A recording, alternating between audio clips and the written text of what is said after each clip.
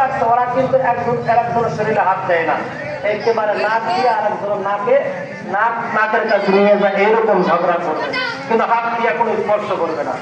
এখন এটা নিয়ে যদি খুব হার্ডলি হয়ে যায়, তৎক্ষণাৎ আপনি পিছন থেকে যা বলবেন সাল্লি আলান নবী, ওরা তৎক্ষণাৎ দুইজন মানুষ একজন অপরজনের উপরে ঝাঁপিয়ে পড়া, সংঘর্ষ হওয়া, দুইজন বলবে সাল্লাল্লাহু আলাইহি ওয়াসাল্লাম। আমি নিজেও বলেছি সাল্লি আলান নবী, ওরা বলছে সাল্লাল্লাহু আলাইহি ওয়াসাল্লাম। এতটুকু বলার পরে দুইজনের কেসাল মিটিয়ে গিয়েছে, মীমাংসা হয়ে গিয়েছে। বলেন না আল্লাহু আকবার। রিজিকের চিন্তা করে না, রিজিকের দায়িত্ব কার হাতে? এত আসতে বললো, তার মানে আল্লাহর হাতে নাই, আছে হলো রাজনৈতিক নেতার হাতে। কারণ সামনে ভোট দেব, নেতা বানাবো, তার পেছনে কুকুরের মতো ঘুর ঘুর করে ঘুরবো। উনি আমার ছেলেকে চাকরি দিবে, মেয়েকে চাকরি দিবে, জামাইকে কোনো একটা কিছু দেবে, এরপর ওখান থেকে যা আসবে তা খাবো আর চলবো। এটা হলো আমাদের 16 বছরের একটা ট্রেডিশনাল চালু হয়েছে। কথা বলেন ঠিক কিনা? আল্লাহ রাব্বুল আলামিন বলেন ওয়ামা মিন দাব্বাতিন ফিল আরদি ইল্লা আলাল্লাহি রিজকুহা। আল্লাহু আকবার। Look at me please. Ya Habib, ya Sadiq, ta'al, look at me please. এই যে এইটা বলছে, এটা কিতাবটা কার? জোরে বলেন কার? সেলুনে কোরআন তেলাওয়াত চলে, মিশরে জুতা সেলাই করে সেখানে কোরআন তেলাওয়াত চলে, মসজিদে কোরআন তেলাওয়াত চলে, গাড়িতে কোরআন তেলাওয়াত চলে, সর্ব জায়গায়। শুধু নাই ওদের গাড়ি, কিন্তু কোরআন তেলাওয়াত ছাড়া কোনো মানুষ নাই। সুবহানাল্লাহ। ওয়ামা মিন দাব্বাতিন ফিল আরদি ইল্লা আলাল্লাহি রিজকুহা।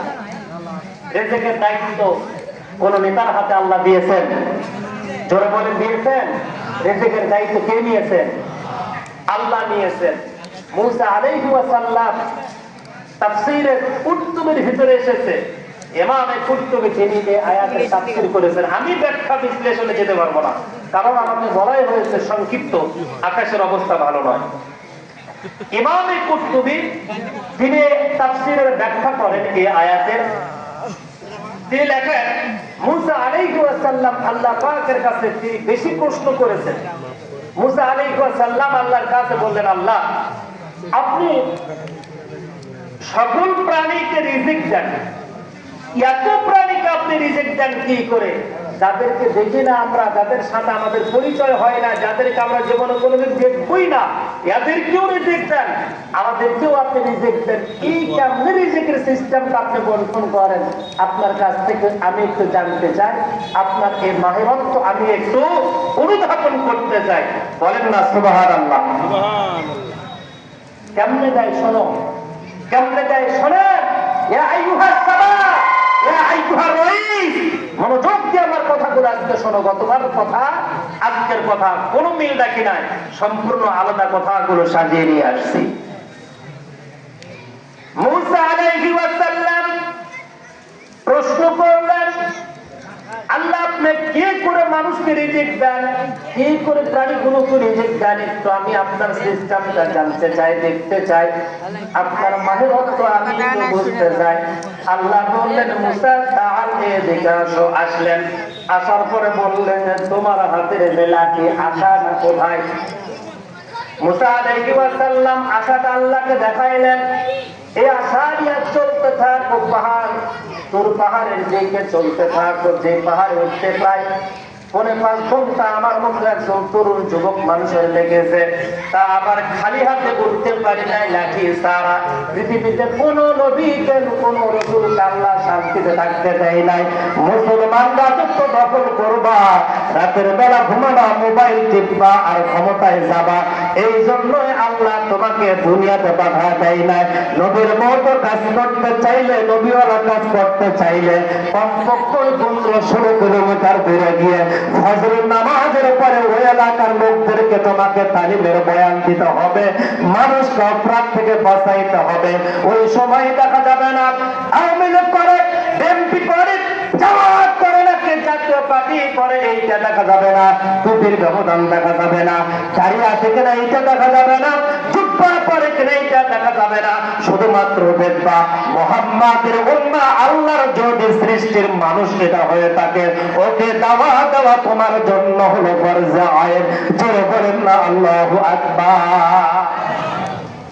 নিজেদেরকে ইমাম দাবি করি, নিজেদেরকে খতিব দাবি করি, মুস্তাহিদ দাবি করি, নিজেদেরকে আমরা মাহের দাবি করি, কিন্তু নির্দিষ্ট কিছু মানুষকে আমরা নিয়ে সংগঠিত হয়ে যাচ্ছি।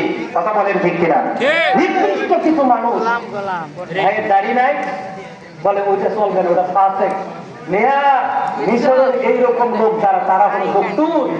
বাংলাদেশের যত আলেম ওলামা আছে একটা পাল্লায় রাখবেন, আর মিশরের একজন দপ্তর একজন সাহিত্য এক পাল্লায় রাখবেন। সামান্য কোনো হিংসা কেনা নাই, সামান্যতম কোনো প্রকারের কটূক্তি করে কথা বলে না, সমালোচনা করে না। ওরা মনে হচ্ছে আল্লাহর ফেরেশতার মতো যদি পান। সুবহানাল্লাহ।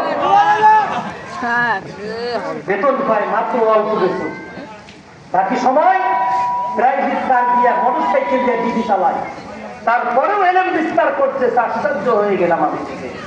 কলেজে চাকরি করে, আমি নিজে জীবিতে উঠেছি, পরিচয় চাইলাম, উনি বললো আমি চাকরি করি মিশর আল আজহার, মানে ইন্টারমিডিয়েট ডিপার্টমেন্টে, যারা ওদের ক্লাসটাই কেমিস্ট্রি ক্লাস নেয়। আমি বললাম আপনি কেমিস্ট্রি ক্লাস নেন, রাতের বেলা আপনি বাইক চালাচ্ছেন ডিবিতে, এটা কেমন কথা? আপনি একজন টিচার। তখন বলছেন না করবো, আমার সংসার চলে না। চিন্তা করতে পারেন, চিন্তা করতে পারেন। তারপরেও তারা সুদ, ঘুষ, অন্যায়, অবিচার এগুলোর সাথে তারা লিপ্ত নাই। তারা পৃথিবীতে মানুষের মাঝে দাওয়াতি কাজ করার জন্যই মনে হয় জন্মগ্রহণ করেছে। প্রিয় ভাইয়েরা আমার, মুসা আলাইহিস সালাম লাঠি দাঁড়িয়ে টুকটুক করে রওনা দিয়ে আল্লাহর কোন নবীকে আল্লাহ পাক শান্তিতে থাকতে দেয় নাই। এটা বুঝবেন না তার মানে আল্লাহ খেলে তারাইছে আর তারাইছে কাফেরদেরকে দিয়ে, তা না। তার মানে আল্লাহ পাক বলেছেন, হে নবী আপনাকে ঘুমানোর জন্য পৃথিবীতে পাঠিয়ে দেই নাই, আপনি ওঠেন দাওয়াতি কাজ করেন, আপনি ওঠেন আমার হুকুম পালন করেন, আপনি ওঠেন ন্যায় বিচার করার জন্য আপনি মসজিদে নববীতে যান। জোরে বলেন সুবহানাল্লাহ। আপনারা এই এলাকার যারা ইমাম, খতিব, মুয়াজ্জিন যারা আছেন তাদেরকেও আল্লাহ বলেছে, এলাকার মুসলমান যারা আছেন তাদেরকেও আল্লাহ পাক বলেছে, সময় সামনে এসেছে একটা ফেব্রুয়ারি মাস, ওই ফেব্রুয়ারি মাসে দলমতের বিশেষে সবাই ঐক্যবদ্ধ হয়ে যেমন একটা বারের জন্য আল্লাহর কোরআনকে সংশোধন নেওয়ার জন্য নিজের জীবনকে বাজি রাখবে, যারা আল্লাহ রাসূলের সাথে জান্নাতে দাঁড়াবে, তারা ধরে কন্যা সুবহানাল্লাহ। তা না হলে কোরআনের বিপক্ষে চলে, কোরআন যারা চায় না, কোরআনের শাসন যারা কায়েম করতে চায় না, তাদের সাথে হাত মিলায় যদি আপনি আযাব করেন, মনে রাখবেন হাসরের ময়দান, কিয়ামতের দিনে মুনাফিকের সাথে আপনার হাসর নাসর হবে। কথা বলেন ঠিক কিনা? আব্দুল্লাহ বিন উবাইয়ের দাড়ি কম ছিল না, টুপিও সুন্দর কম ছিল না, টুপি টুপি মাথায় দিত, এরপরে আতর দামি লাগাইতো, লাঠিও ছিল, যুদ্ধও ছিল, সব ছিল। সৌদি আরবের খেজুর খাচ্ছিল, উটের দুধ খায়, আর রাসূলের সাহাবীদের সাথে ঘোরাফেরা করে। তারপরেও কেন আল্লাহ পাক বললেন, ইস্তাগফিরু লাহুম আও লা তাস্তাগফিরু লাহুম ইন তাস্তাগফিরু লাহুম ৭০ মাররাতান ফালা ইয়াগফিরুল্লাহু লাহুম। আল্লাহ রাসূলকে নামাজে দেখতে চায়, বৃষ্টি কোন ঝরে পড়ছে, আল্লাহ রাসূলকে নামাজে দেখতে চায়, রাসূলকে আরাফার ময়দানে দেখতে চায়, রাসূলকে হজের ময়দানে দেখতে চায়, বিনা মুসাফিফায় দেখতে চায়, আল্লাহ রাসূলের শরীরে দুব্বা দেখতে চায়, টুপি দেখতে চায়, দাড়ি দেখতে চায়, রাসূলের পেছনে নামাজ পড়তে চায়। কিন্তু রাসূল যে ক্ষমতায় গিয়ে কোরআনের আইন দিয়ে বিচার করুক, এইটা আব্দুল্লাহ বিন উবাই দেখতে চায় নাই, যার কারণে আল্লাহ পাক বলেছেন ৭০ বারের বেশিও যদি আপনি তার জন্য দোয়া করেন, চোখের পানি ফেলান, হে নবী আমি বলে দিলাম আব্দুল্লাহ বিন উবাইয়ের আপনার হাতের দোয়া কবুল করে তার কবর আযাব মাফ করা হবে না। জোরে কন্যা নাউযুবিল্লাহ। কাবা ঘরের ইমাম নবীজি ছিলেন, বাইতুল মুকাররমের ইমাম, অত্যন্ত একজন মাহের ব্যক্তি আব্দুল মালিক হাফিজাহুল্লাহ। এই ব্যক্তিকে যদি এনেও আপনি আপনার জানাজা নামাজ দেন, তারপর আপনার দোয়া কবুল, তার দোয়া কবুল করে আপনাকে মাফ করা হবে না। সম্মানিত হাজিরিন ইকরাম, হযরত মূসা আলাইহি ওয়াসাল্লামকে আল্লাহ পাক বললেন, হে মূসা সামনের দিকে আগাও। মূসা আলাইহি ওয়াসাল্লাম সামনের দিকে অগ্রসর হয়ে গেলেন। চলতে চলতে চলতে চলতে যখন বড় বড় পাহাড়গুলো সামনে পড়ে গেল, আল্লাহ রাব্বুল আলামিন মূসা আলাইহি ওয়াসাল্লামকে বললেন, মূসা পাহাড়ের উপরে ওঠো। পাহাড়ের উপরে মূসা আলাইহি ওয়াসাল্লাম উঠলেন। উঠার পরে আল্লাহ পাক বললেন, মূসা এই যে বড় বড় পাথর দেখা যায়, এই পাথরগুলোর ভিতরে একটা পাথর আঘাত করো। বিশাল বড় পাথর। ওই যে দূর পাহাড়ে যখন উঠলাম বাজার, মনে হলো যে এক একটা পাথর মনে হয় আল্লাহর হুকুমের অপেক্ষায় আছে। তখন আল্লাহ পাক হুকুম দিয়া দিবেন, তৎক্ষণাৎ মনে হয় এই পাথরগুলো দুনিয়াকে ধূলিসাৎ করবে। আহারে বিশাল পাথরগুলো দেখে বারবার মনে হলো মূসা আলাইহি ওয়াসাল্লাম বৃদ্ধ মানুষ ছিলেন, কি করে এই পাহাড় বয়ে বয়ে উপরে উঠলেন আল্লাহর হুকুম পালন করার জন্য। সে জায়গায় প্রায় লং টাইম পর্যন্ত অবস্থান করলেন। আল্লাহ পাক নির্দেশ দিয়া দিলেন, মূসা এই পাথর আঘাত করো। মূসা আলাইহি ওয়াসাল্লাম পাথরে আঘাত করলেন। আঘাত করার পরে পাথর ফেটে গেল, ভিতরে কিছুই পাওয়া যায় না। আবার আল্লাহ পাক বলে দিলেন, মূসা আবার পাথরে আঘাত করো। আবার পাথরে আঘাত করলেন, পাথরটা এবার ফেটে গেল। তাহলে প্রথম পাথর ফেটে গেল, দ্বিতীয় পাথর আসলো। দ্বিতীয় পাথর ফেটে যাওয়ার পর আরেকটা ছোট্ট পাথর আসলো। আসার পরে মূসা আলাইহি ওয়াসাল্লাম বলল, আল্লাহ এই আশা দিয়া লাঠি দিয়া পাথর মেরে মেরে পাথর ফাটায়, আর আপনি উপর থেকে দেখেন কিন্তু আপনি তো কিছুই বলেন না। আমি জানতে চেয়েছিলাম রিজিক আপনি কেমনে বন্টন করেন সারা পৃথিবীতে, সবার মাঝে আপনি কেমনে রিজিকটা পৌঁছায় দেন, এইটা দেখার জন্য আমি আপনার কাছে একটা আবেদন করেছিলাম। আল্লাহ পাক মূসা নবীকে বললেন, মূসা রাগ করার সময় এইটা নয়, এটা হলো দেখার সময়। আর একটা আঘাত করো। আর একটা আঘাত করলেন, ছোট্ট পাথরটাও ফেটে গেল। ফাটার পর ভেতরে থেকে ছোট্ট একটা পোকা। এই পোকা ধীরে ধীরে ধীরে ধীরে করে কি যেন বলতেছিল। আল্লাহ পাক মূসা নবীকে বললেন, মূসা ওই পোকার মুখের কাছে কানটা নিয়ে যাও, আর পোকা যা বলতেছে তা শ্রবণ করার ক্ষমতা আমি আল্লাহ দিয়ে দিলাম। মূসা আলাইহি ওয়াসাল্লাম পোকার কথাগুলো শুনলেন, বের করার কথাগুলো শুনলেন। শোনার পর চিৎকার দিয়া সাজদা করে গেলেন। পড়ার পর বললেন, আল্লাহ একটা পাথর আঘাত করলাম ফেটে গেল, আর একটা আঘাত করলাম পাথর ফেটে গেল 2, আর একটা আঘাত করলাম পাথর ফেটে গেল 3। এই 3টা পাথরের ভিতরে একটা পোকা। এই পোকা মনে মনে জিকির করতেছে মুখে খাবার নিয়ে, যা আপনার গুণগান গাচ্ছে সব সময়ের জন্য। মালিক আমার আর বুঝতে বাকি নাই, আপনি পৃথিবীর সকল মাখলুকাতকে সকল স্তরে সকল জায়গায় সব অবস্থানে রিজিক পৌঁছায় দেন। এর ভিতরে আর কোন পরীক্ষা, আর কোন নিদর্শন, আর কোন মাহিরত্ব দেখার আমার প্রয়োজন নাই। জোরে বলেন না আল্লাহু আকবার। আল্লাহ রাব্বুল আলামিন বলেন, ওয়া মা মিন দাব্বাতিন ফিল আরদি ইল্লা আলাল্লাহি রিজকুহা।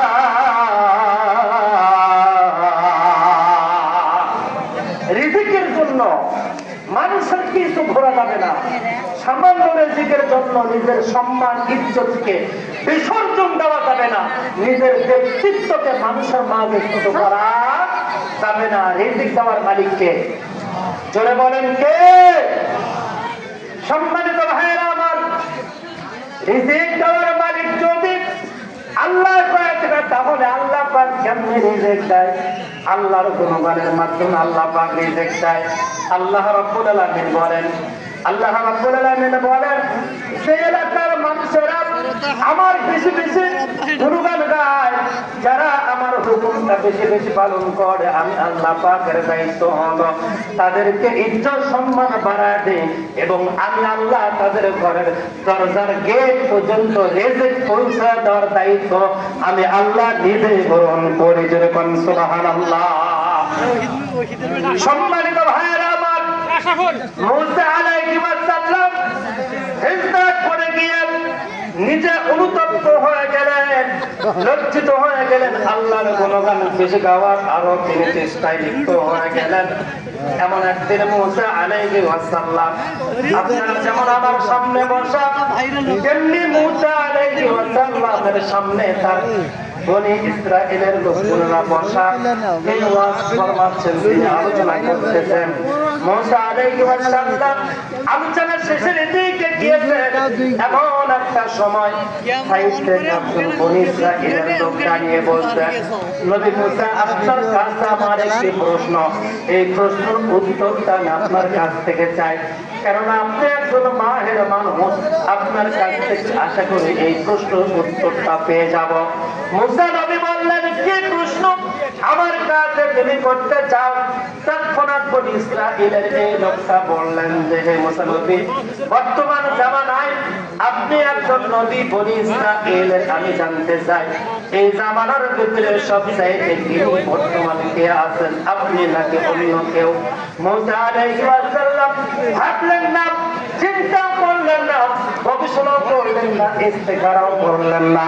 এতটুকু শোনার পর পরে মুসা নবী বললেন, এই জামানার ভিতরে সবচাইতে বড় জ্ঞানী হলো আমি, আমার চাইতে বড় জ্ঞানী আর বর্তমান কেউ নাই। মুসা নবীর কথা ঠিক ছিল, কিন্তু আল্লাহ পাকের এই কথাটা পছন্দ হয় নাই। তৎক্ষণাৎ আল্লাহ পাক নাযিল করলেন আয়াত, জানায়া দিলেন, হে মুসা, তোমার চাইতেও বড় জ্ঞানী আছে, নিজেকে বড় পণ্ডিত ভাবিও না, নিজেকে বড় জ্ঞানী ভাবিও না, নিজেকে বরত্ব করিও না মানুষের মাঝে। আজকেও যারা রাস্তায় রাস্তায় বড় বড় ব্যানার লাগাইয়া নিজের নামগুলো ব্যানার পেছনে দিয়া, নিজের টাকা দিয়া জনগণের মাঝে নিজেকে নেতা দাবি করতেছেন, আমি জানতে চাই এই টাকাগুলো যা এখন খরচা করেন, সামনে ফেব্রুয়ারির পরে কার পকেট থেকে মারবেন, কার কাঠ মারবেন, কার ব্রিজ মারবেন, কোন দাম মারবেন, রোড ব্রিজ কালভার্ট স্কুল কলেজের বাজেট মেরে মেরে এগুলো পূর্ণ করবেন। তো হাতটা বাড়া দিয়ে আপনাদের পায়ের উপরে হাত রেখে বললাম, দয়া করে এগুলো করার দরকার নাই। জনগণ চাইলে আপনাকে খুঁজে ভোট দেবে, আর ভোট পাওয়ার পরে জনগণ উপকার করেন, কিন্তু এখন ব্যানার পেছনি নেতার কর্মী তেল পেট্রোল গাড়ি খরচ করে করে আপনি লোক জ্ঞান করেন, এগুলো তো আমাদের সবার টাকাগুলো আপনারা পরবর্তীতে ব্যবহার করবেন। কথা বল ঠিক কিনা? এই কাজগুলোই তো আমাদের বাংলাদেশে হয়ে থাকে। এই কাজগুলোই বাংলাদেশে তারা করে থাকে, এগুলো বাচ্চান ভাই। এখন একটা সুন্দর দেশ গঠন করার সুযোগ এসেছে, এগুলো আপনার দয়া করে বাদ দেন, ব্যানার ফেস্টিনের দরকার নাই, এগুলো বাদ দিয়ে দেন, বাদ দিয়ে জনগণের কাছে যান, জনগণের নিকটে যান, গ্রামে যান, গঞ্জে যান, স্কুলে যান, কলেজে যান, হাসপাতালে যান, মানুষের সমস্যা কি সেইটা শোনেন। নিজেকে মুসা আলাইহিস সালামের মতো বলেন না যে আমি সবচাইতে বড় জ্ঞানী, এই এলাকার ভিতরে গোবিন্দগঞ্জ থানার ভিতরে সবচাইতে বড় নেতা আমি, আমার চাইতে আর বড় কোনো নেতা হতে পারে না, এমন বলা যাবে না। এমন বলা এটা অহংকারী, আর অহংকারীওয়ালাকে আল্লাহ পছন্দ করেন না। অহংকারীওয়ালাদেরকে পছন্দ না করার কারণে আল্লাহ বাংলাদেশে থাকতে দেয় নাই, হিন্দুস্তানে তাদের জায়গা হয়েছে, সৌদি আরবে জায়গা হয় না। কথা বলেন ঠিক কিনা?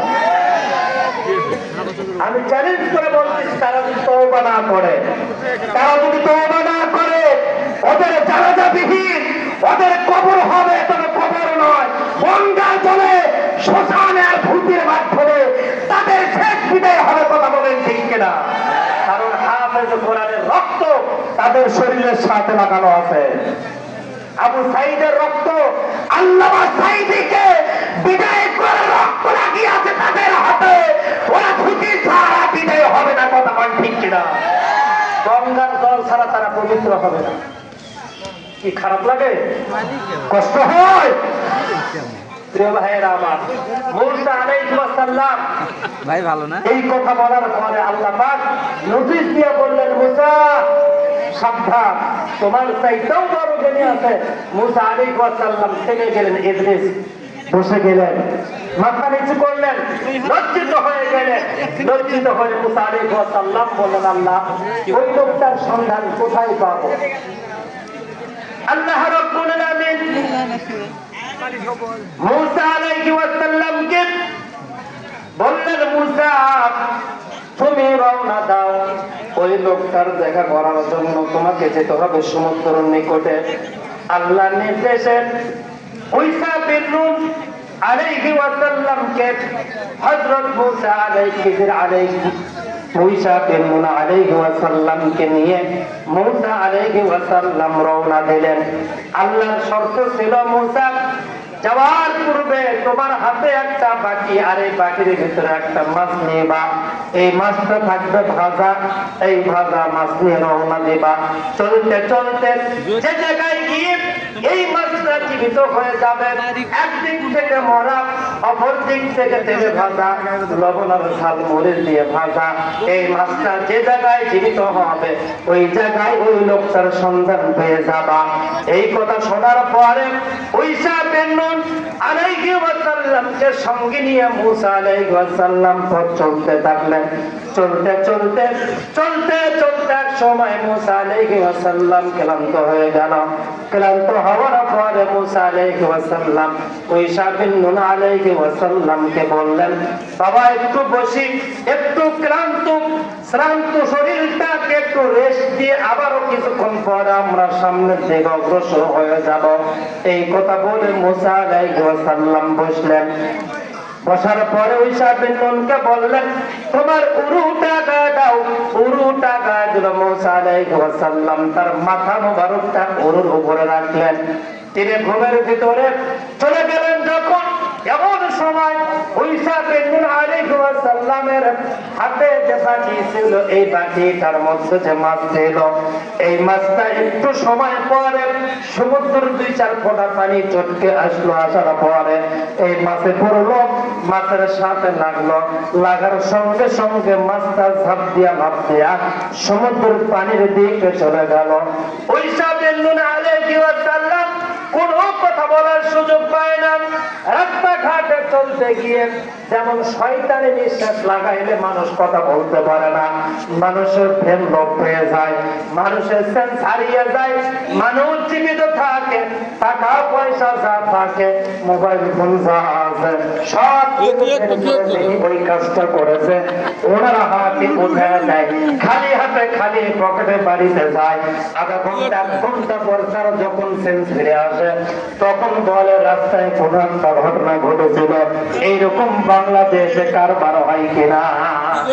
এইরকম ঈসা বিন নূন আলাইহিস সালামের সাথে ঘটলো।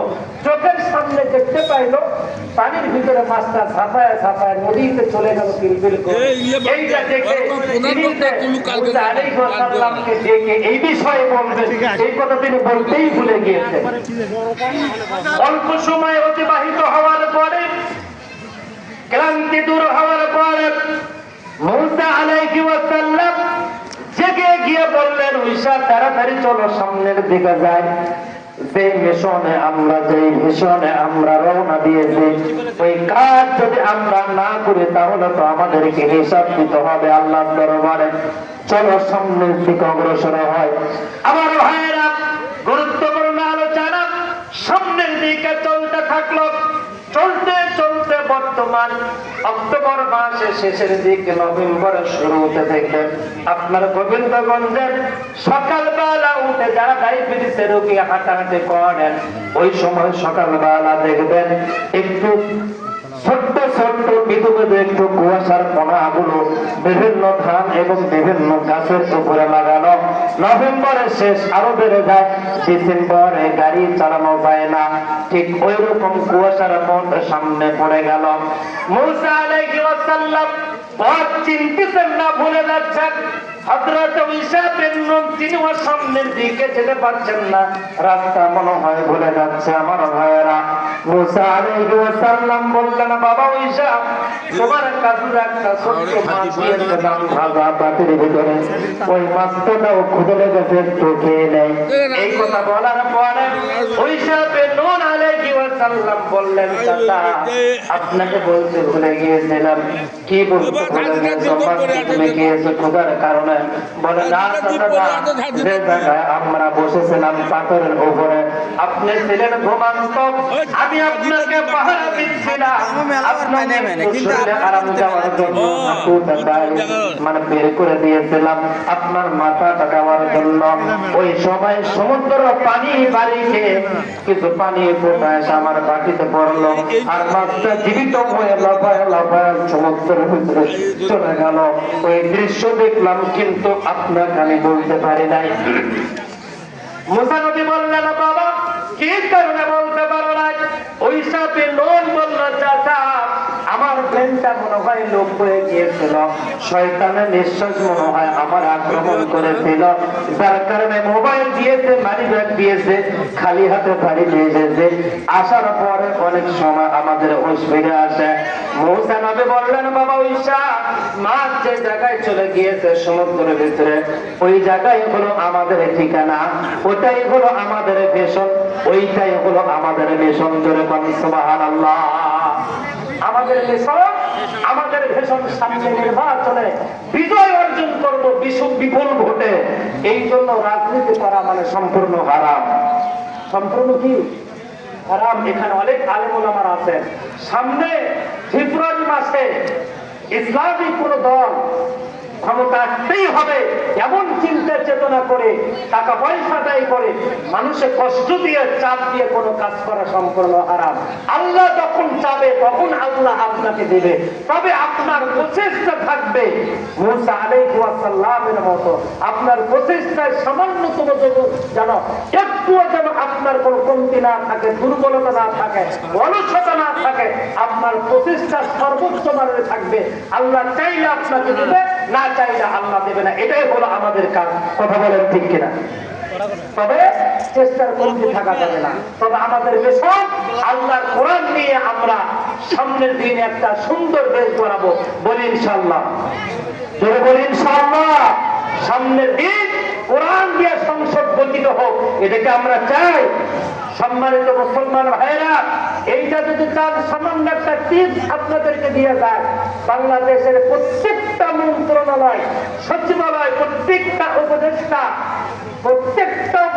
প্রধান উপদেষ্টা ব্যতীত প্রত্যেকটা উপদেষ্টা আজকে তারা আপনার বিভিন্ন জায়গায় টেন্ডারবাজি করেছেন, অনেক জায়গায় বিভিন্ন মানুষকে বসাইছেন, বিভিন্ন বুদ্ধিজনিত বিভিন্ন কাজে তারা অর্থনৈতিক ভাবে তারা দুর্নীতি করে ক্ষতিগ্রস্ত হয়েছে, ডুবিয়ে গিয়েছে।